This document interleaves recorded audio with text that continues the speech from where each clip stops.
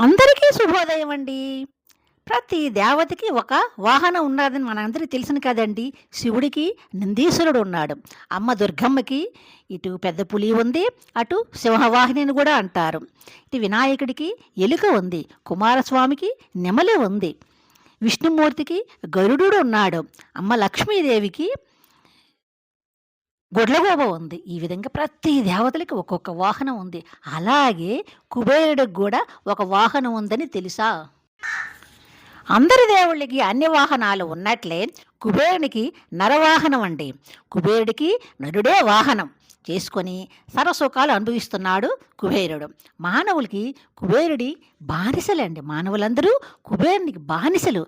మానవుని దర్పము, అహంకారము ఆ కుబేరుని సిరితో ప్రారంభమై తన దగ్గర ఉన్న సంపదలు ఎరగా చూపి మనుషుల్ని తన వశం చేసుకోవడమే కుబేరుని యొక్క ఏకైక లక్ష్యం అండి. ఓం కుబేరాయ నమః. ఓం